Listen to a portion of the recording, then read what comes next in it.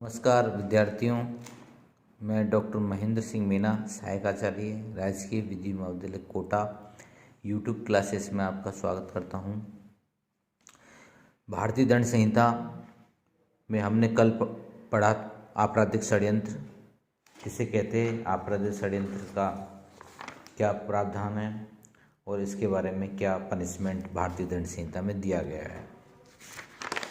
आज हम आपराधिक षड्यंत्र एवं दुष्प्रेरण में क्या अंतर है इस बारे में अध्ययन करेंगे। आपराधिक षड्यंत्र अवेटमेंट का ही एक रूप है।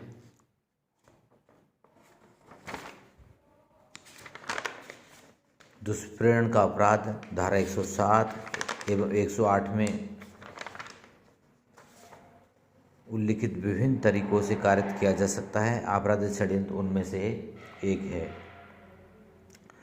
आपराधिक षड्यंत्र का अपराध किसी आपराधिक कार्य को करने का करार करने मात्र से निर्मित हो जाता है, जबकि दुष्प्रेरण में केवल करार मात्र अपराध गठित नहीं करता जब तक कि ऐसे करार के अनुसरण में कोई कार्य अथवा कोई लोभ नहीं कर दिया गया हो। यह जो प्रावधान आपको मैंने बताया, ये प्रलयनाथ बनाम Saroj Ranjan AIR 1962 supreme court के बाद में माननीय उच्चतम न्यायालय ने यह प्रावधान निर्धारित किया था।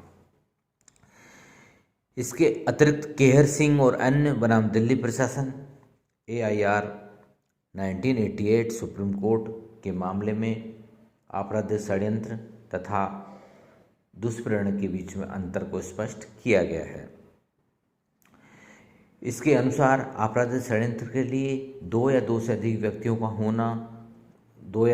व्यक्तियों का कोई अपराध कारित करने के लिए सहमत होना मात्र पर्याप्त है, चाहे वह अपराध कारित हुआ हो अथवा नहीं हुआ हो।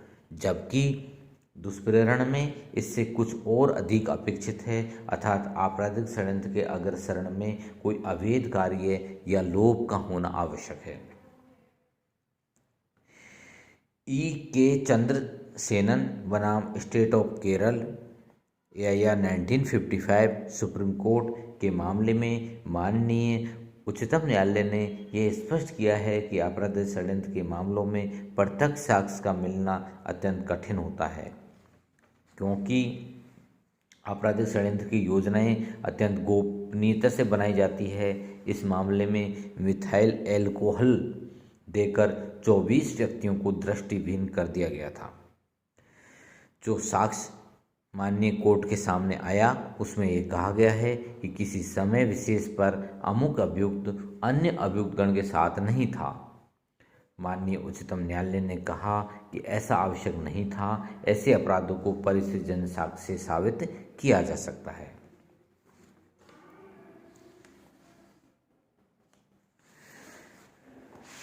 धारा 120 है आपराधिक षड्यंत्र का दंड। जो कोई मृत्यु, आजीवन कारावास या 2 वर्ष या उससे अधिक अवधि के कठिन कारावास से दंडनीय अपराध करने के आपराधिक षड्यंत्र में शरीक होगा, यदि ऐसे षड्यंत्र के दंड के लिए इस संहिता में कोई अभिव्यक्त उपबंध नहीं है, तो वह उसी प्रकार दंडित किया जाएगा मानो उसने ऐसे अपराध का दुष्प्रेरण किया था।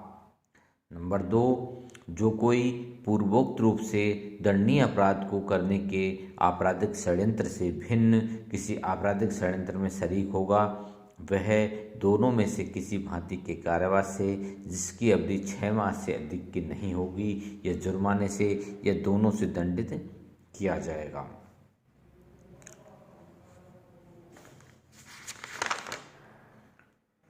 इसमें केस लॉ है नारायण लाल बनाम state of Rajasthan AIR 1994 supreme court.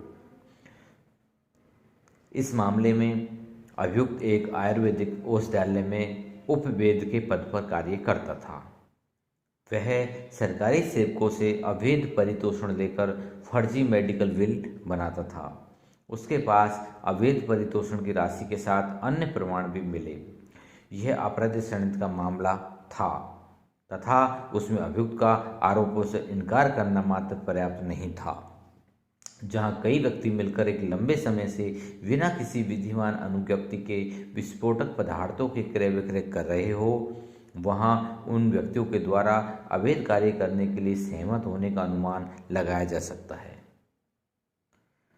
Next case है मोहम्मद उस्मान मोहम्मद हुसैन और अन्य बनाम state of Maharashtra, AIR 1981 supreme court. इस मामले में उच्चतम न्यायालय द्वारा यह अभिनिर्धारित किया गया है कि धारा 120 ख के अधीन अपराध के लिए अभियोजन पक्ष को यह साबित करने की आवश्यकता नहीं होती कि अवैध कार्य करने के लिए अव्यक्त रूप से करार किया गया है। ऐसा करार किसी अवैध कार्य में आलिप्त रहने मात्र के आधार पर साबित किया जा सकता है।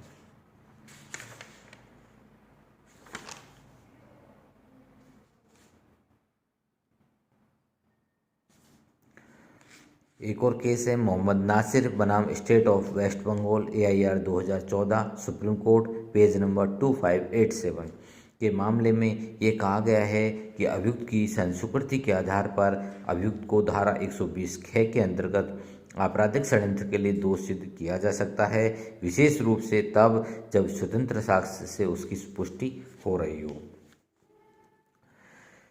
आपराधिक षड्यंत्र को सिद्ध करने के लिए हम निम्नलिखित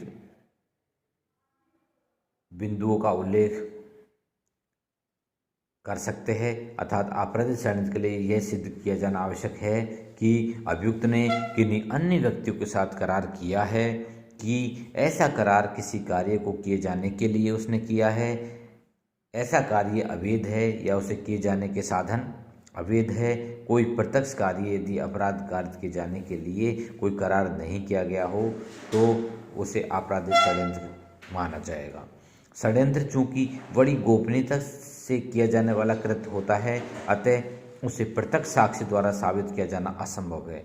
ऐसी दशा में षड्यंत्रकारियों के कृत्य एवं अवैध लोभ के आधार पर षड्यंत्र के बारे में अनुमान लगाया जा सकता है। षड्यंत्र के आरोप तथा दोष शुद्धि के लिए साबित अथवा प्रकट हो जाना मात्र पर्याप्त है कि षड्यंत्रकारी किसी न किसी रूप में षड्यंत्र से जुड़ा हो। किसी विदेशी सह अभियुक्त का मुख्य अभियुक्त के साथ रहना, घूमना फिरना तथा अस्त्र शस्त्र रखना इस बात का प्रमाण है कि वह षड्यंत्र में सम्मिलित रहा है। षड्यंत्र के तथ्य को प्रत्यक्ष साक्ष्य द्वारा साबित किया जाना अत्यंत कठिन है। आरोपित षड्यंत्र तथा उसके अनुसरण में किए गए कार्य के बीच संबंध स्थापित हो जाना मात्र इस अपराध के गठन के लिए पर्याप्त है। धन्यवाद।